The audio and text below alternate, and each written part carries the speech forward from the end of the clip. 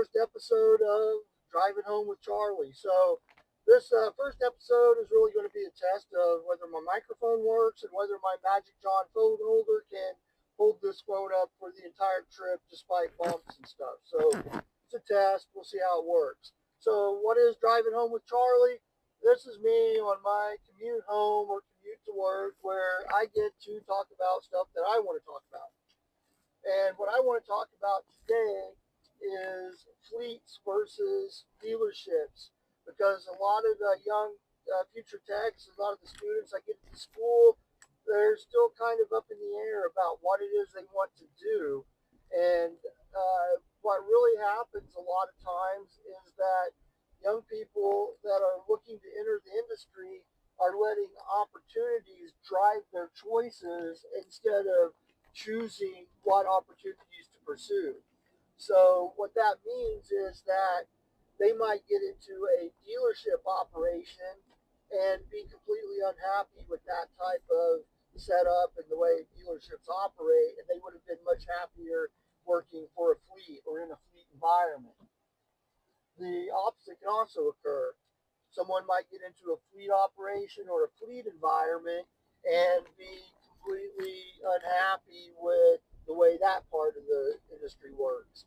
And then what happens is that we lose those people in the industry because they're unsatisfied, they're unhappy with the way things are going, and they end up just completely quitting the industry altogether and end up becoming an accountant or something. Who knows? But we as an industry can't afford to lose career techs because the we talked about the technician shortage, and the shortage really isn't so much as new people entering the field. There's a lot of those available at different points of training that employers can hire. The problem with the industry right now is those experienced guys, those guys that have 5+ years experience working at that dealership, working at that fleet, working on certain equipment that can then mentor and train those younger guys. And that's the area where we're shrinking. We got the older people that are reaching retirement age and leaving. We got the section that I already talked about. Those are the guys that are leaving the industry because they entered an area where they just weren't comfortable or happy, and uh, that's shrinking that talent pool of experienced people in shops that can mentor, train, and help young people entering the industry. So, excuse me, what I would recommend to any young person who is thinking about joining the industry is to research, right? Find out what life is like working for a fleet. Talk to people that work for Swift or work for Walmart or work in a municipal city school district or county maintenance yard and find out what it's like to work in fleets. Get on LinkedIn and become friends with fleet managers and fleet mechanics that are comfortable answering questions about what it is they do and how they like it, what they do and don't like. And then the same thing on the dealership side. Get on LinkedIn. LinkedIn is a great resource where you can basically talk to just about anybody and find out more about a certain career field. There's lots of service managers at dealerships that are on LinkedIn that are perfectly happy answering questions to people entering the industry. There's mechanics that work at dealerships that are visible on LinkedIn and would be willing to help you out learning more about it. So do some research and kind of like I said, let your goals guide what opportunities you pursue. Because there's opportunities on both sides of the coin here. Fleets are looking for technicians like crazy. Dealerships are looking for technicians like crazy. And you can go on either side of the fence, but if you do a little bit of research ahead of time, you are way more likely to find what it is you're looking for and be comfortable in that position when you arrive there. Because they are two very different worlds. I mean, there are similarities in where you're going to be repairing vehicles, and we still care about quality in the fleet world, just like the dealerships care about quality for their customers. In the fleet world, you have customers too, but they're also your coworkers usually, right? They're the operators that operate the fleet vehicles. But you don't want the guy that you hope doesn't work on their equipment, right? So there are similarities between the two, but then you've got differences like pay structures, uh, hours, availability, things like that that can change from side to side. So that was one of the first things I wanted to talk about on driving at home with Charley. Is just the little differences there between them and how to decide which one's better. If you enter the workforce in a position where you're happy and content, you're more likely to stay in that career field. And as a technician and as a guy who trains technicians, the state of the industry, we need people staying in that are knowledgeable and can mentor and train. And I'm not talking just about like what I do, which is teach at a school. I'm talking about the guys in the shop doing the hard job of mentoring and teaching a young technician how to be a professional and how to do things the right way. We need more of that, right? Uh, Marshall Sheldon, a friend of mine on LinkedIn. If you go on LinkedIn, look up Marshall Sheldon. Uh, send him a connection request. He is constantly posting great content on how to be a good mentor, how to be a good trainer. He's one of the best I know. Uh, Joshua Taylor, also a good choice if you're looking at the dealership world. Always posting content, has lots of podcasts about dealership life and stuff like that. So a lot of options out there to learn more about either career field, fleet, or dealerships. All right, so let's talk about another topic. Topic number 2 for this video is why the hell do people in Arizona drive so bad? Holy crap. I've lived all over the world. When I was in the Air Force, I lived in the Middle East. I went to Korea. I lived up in Alaska. I was in Central America. And there's some crazy driving that goes on in all those places. But here in Arizona, it's like people in Arizona picked up the worst habits that everybody has in all these different regions and combined them into one driving style here in Arizona. Like I'm sitting here at an intersection watching people make a left-hand turn in front of me. I've watched 9, 10,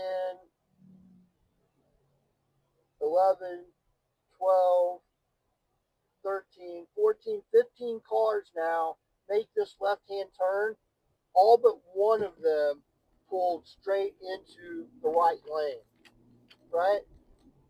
Is this something that's just not taught in driver's ed, or is it we don't give a crap personality that they have where nobody turns into the correct lane? Nobody can make a right turn on red if people are turning left because you can't trust people to turn into their own lane. And it's one of the most basic concepts that I just do not get.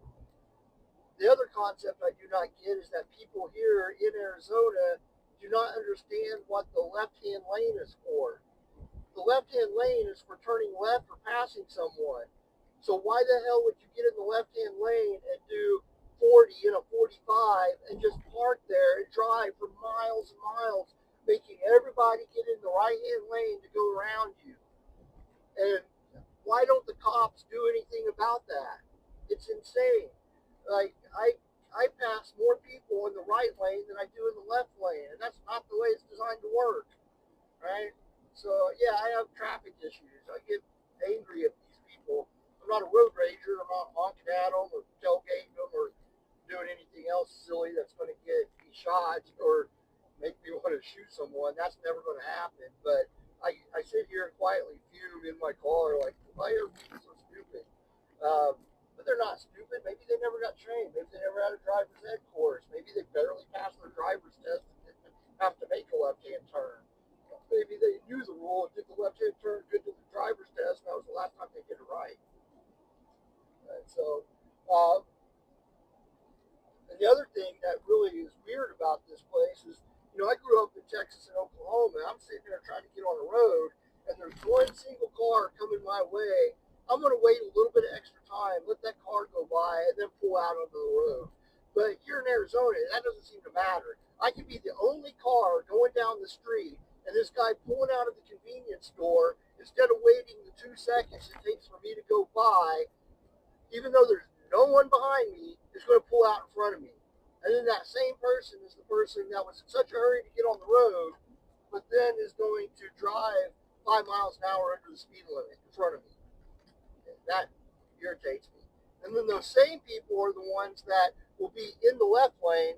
They decide they need to make a right hand turn. Instead of just slowing down a little bit, getting behind you and making the right hand turn, they speed up, jump in front of you, slam on their brakes, and make the right hand turn. Now, yeah, you get it? You guys know what I'm saying, right? So I hope you like this episode of Driving Home with Charlie. I'll try to do one or two of these a week. Trying to, of course, come up with a topic related to the technician industry, and then maybe one of my own pet peeves like we just did. Uh, right now, I'm busy doing my side hustle. You guys have side hustles? So here's the thing: is I love doing what I do. I love teaching diesel. I love it. It's fun. I like teaching things to people who've never experienced it before and having them learn. It's a really interesting experience.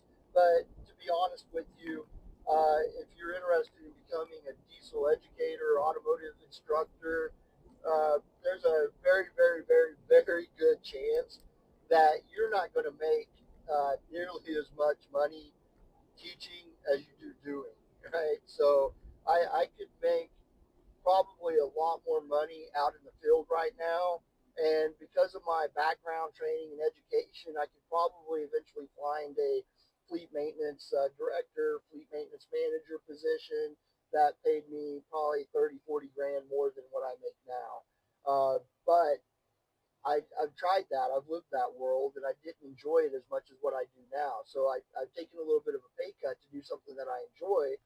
But that also means that I've been looking for ways to increase what I make by doing some side hustles. My side hustles is you're watching one of them now, right? So I do YouTube videos, and the goal is to just spread news about diesel and education and things like that. That's the main part. But there's always the side hope that eventually this channel becomes profitable and starts to make me a little bit of money. So that's one side hustle I do. The other side hustle I do is I go online to auctions and I buy things at auction and then try to sell them on Facebook Marketplace, eBay, things like that, and try to make a profit. So that's what I'm doing right now. I'm running home. I'm going to grab a couple of items that people want to buy from me. I'm going to take them, drop them off to them. Uh, but yeah, you can make some decent money that way because you can get on these auctions. I can buy, say, a engine cooling fan assembly for $9, $10 at the auction. These things cost over $100 brand new. There's nothing wrong with them at the auction. A lot of people order parts. They ordered the wrong thing. They return it. And then because a fan is an electronic, they don't resell it. So it ends up going to the auction. So I always test the stuff before I sell it, of course. But those I can buy it for $9, $10, sell it for 40, right? $30 profit per fan that I buy. The other big seller, the other thing I'm going to go pick up is a dog lamp, baby gates, things like that that will sell pretty quick on Facebook Marketplace. And that's why you see all these boxes and stuff behind me in the back of the truck is all stuff that I bought at auction that I'm trying to sell. And then the other thing I do is I kind of double dip in this category is that most of the returns at this auction warehouse I go to are Amazon returns.